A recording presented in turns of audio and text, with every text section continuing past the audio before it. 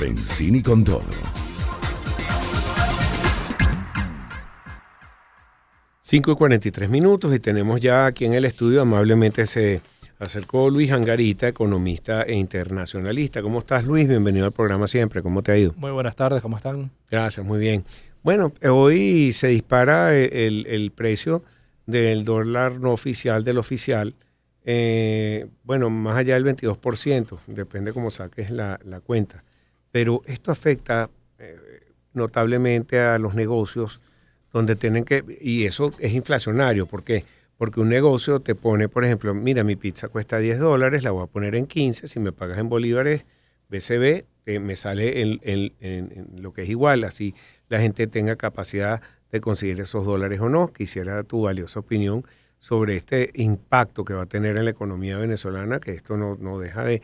¿Y por qué es la diferencia del spread tan grande? Sí, y sobre todo que impresiona porque la semana arrancó con la noticia de una intervención bancaria de 90 millones de dólares. Esto implica que sigue teniendo como política cambiaria una flotación sucia con una intervención continua del Banco Central de Venezuela, pero que los agentes del mercado ven que sigue teniendo una sobrevaluación importante, que hay una diferencia real entre la cotización que dice el Banco Central de Venezuela y lo que entiende el mercado, que genera expectativas negativas. Hay un sesgo a la sobrevaluación que genera distorsiones, hace que lo importado sea más barato, y eso lo vemos cotidianamente en Lo que ya fue importado. lo que ya fue importado.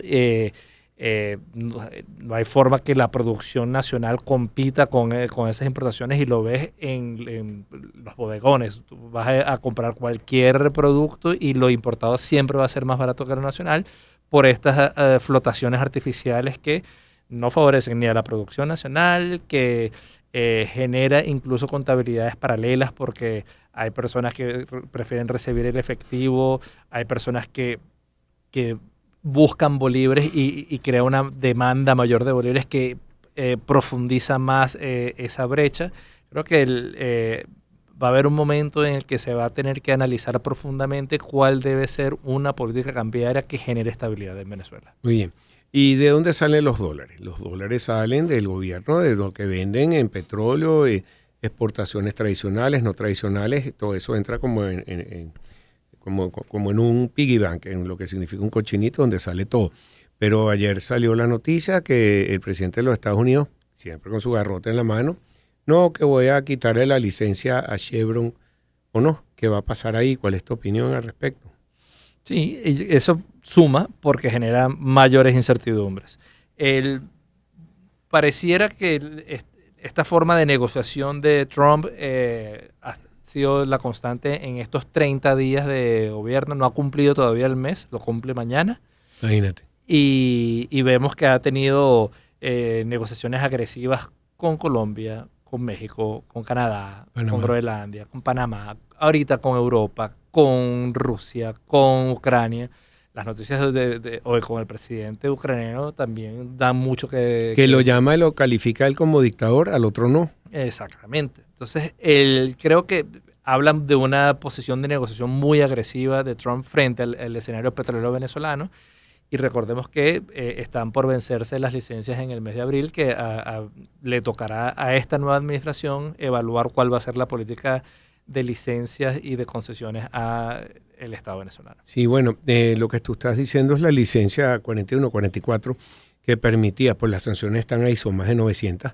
Esta licencia, sobre todo con Chevron, se renueva automáticamente mes a mes, como dices tú, se vence en abril. Hay algunos que dijeron, no, es que el presidente Trump no tenía suficiente staff para decir y no se dieron cuenta. Por favor, en verdad, con la realidad, ¿tú crees que él no se iba a dar cuenta, iba a tomar una decisión como ha tomado con tantos temas? Ellos saben lo que está pasando, pero es interesante esto que tú estás diciendo. En abril toman o no realmente una decisión y una política firme con Venezuela. Y lo que ha mostrado hasta ahora es que esa promesa de hacer América primero la ha cumplido porque ha sido su interés con respecto a los migrantes, y obligó a México a poner más de 40,000 soldados en frontera. Si habla de, bueno, de impulsar producción petrolera norteamericana, creo que el escenario petrolero mundial va a leer muy bien esos mensajes y este tipo de escenarios van a ser muestra que se va a reflejar no solo para la economía venezolana, sino incluso para todo lo que es el escenario de la economía mundial. Muy bien, pero tú sabes que el gobierno venezolano se ha movido muy bien con o sin sanciones. Y lo malo de las sanciones es que trae una opacidad en la negociación de petróleo, sobre todo offshore, pueden cambiar banderas, barcos, hacer la negociación fuera de territorio y le da mucho más margen a Venezuela. A pesar de que venda más barato el petróleo, hay ciertas prebendas para los grupos que lo manejan, entonces hay ganancias. Y donde hay negocios, ¿sabes cómo es? Bueno, y eso es, digamos, el gran problema presupuestario que tiene Venezuela es, digamos, que haya transparencia en las cuentas nacionales, en el presupuesto nacional, que se ajuste a lo que realmente gasta el Estado y que no haya cuentas paralelas o una hacienda paralela que permitan que hayan bonos compensatorios o que haya un gasto discrecional que no sea rendido formalmente ante un parlamento, ante un sistema de contabilidad nacional. Mira, ¿crees que llegamos realmente, que se ha dicho que ya se producen más de 1 millón de barriles en Venezuela? Quiero recordar que nosotros en una época producíamos más de 3 millones de barriles. Esto ha sido una meta importante y eso nos puede ayudar en la economía, aunque no se refleje por ese diferencial cambiario que tenemos hoy en día, debería ser menor. Creo que la tendencia es recuperar poco a poco esa producción petrolera. No creo que haya habido un brinco tan cualitativo de haber pasado un promedio de 800, 830, máximo 850 en los últimos 6 meses. Eh, Siempre recordemos que siempre hay distintas fuentes de información, las fuentes oficiales, las fuentes secundarias, lo que marca la OPEP, lo que dicen los compradores que le han comprado a Venezuela. Pero sí podemos ver que por encima de 850, vía los 900, vía al millón de barriles de petróleo diario, se ve que hay una Un actividad. aumento en la producción, que es lo que importa. Exacto. Está bien. Bueno, el precio del crudo se ha mantenido bastante estable. Hablamos del West Texas, entre 70, 72, 71. Y sobre todo si ahora se ve cierta posibilidad de paz entre lo que significa la Franja de Gaza, Israel, lo que significa también ahora Ucrania, Rusia, y que, bueno, puede aumentar esa producción en el mundo. Trump le dijo a la OPEP, tienen que bajar el precio. Y la OPEP dijo, mire, usted no me manda, yo me mando solo, yo pongo el precio que a mí que me conviene o no. Sí. Y, pero también en las noticias que anunciabas al principio del programa, también vemos que se está evaluando mucho el gasto en defensa. Toda esta amenaza que está haciendo Trump de retirarse de la OTAN, de buscar paz, de estas medias noticias de que va a controlar la Franja de Gaza, termina preocupando a Occidente, preocupando a Europa. También se leen noticias que Europa va a destinar ahorita fondos que tenía congelados desde la época de la pandemia a destinarlos en defensa.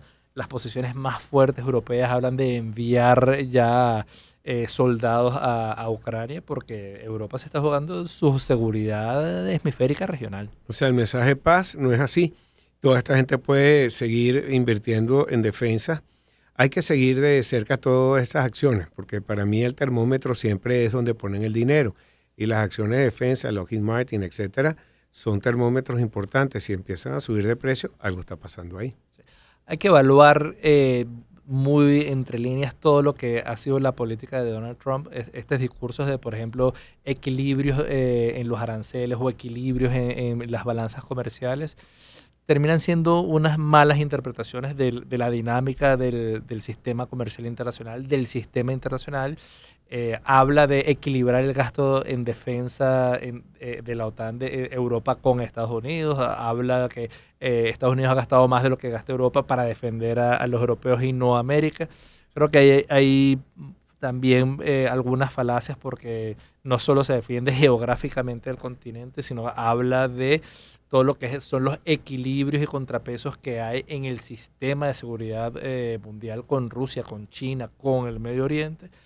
Y Estados Unidos está hablando de un aislacionismo que pone en tela de juicio lo que es las reglas de juego del sistema multilateral contemporáneo. Ajá. Y Trump, hablándote ahora como internacionalista, Trump se quiere salir y desde su primer mandato, y este lo está imponiendo, se quiere salir de la OTAN, de las Naciones Unidas, dice que Estados Unidos es el que más colabora con ellos y han hecho una cantidad de cosas en contra de los Estados Unidos, siendo el principal colaborador y de derechos humanos, también con la USAID, como le dicen aquí, pero está reclamando, mira donde están invirtiendo ese dinero, cómo va a hacer USAID para ayudar a algunos países a cambios genéticos, cambios de gender, de si es masculino, más femenino, es un tema muy delicado. Sí, y por eso creo que De género, perdón, se me fue la palabra. El temor, ahorita podemos decir que ya está llegando una era Trump con que cambia los discursos, que cambia las reglas de juego, se sale de la Organización Mundial de la Salud y retira fondos importantes para políticas de desarrollo universal, con sistemas de vacunación, sobre todo en países en vía de desarrollo. Se sale y sanciona a la Corte Penal Internacional, entonces empieza a revisarse cuál es la validez de los acuerdos de los estatutos de Roma. Entonces creo que Trump es una era importante que vamos a ver cambios en la geopolítica mundial.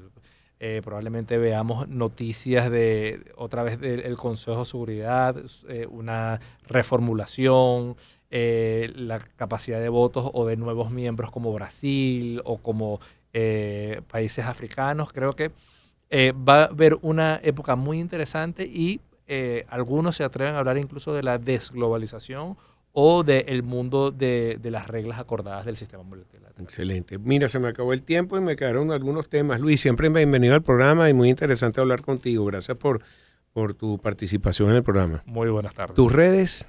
Luis Angarita L en Instagram y Luis Angarita EEI en X. Ok. Luis Angarita, economista e internacionalista. Vamos a escuchar el tema de Sam Smith con Stay With Me. 5:55, Capicúa.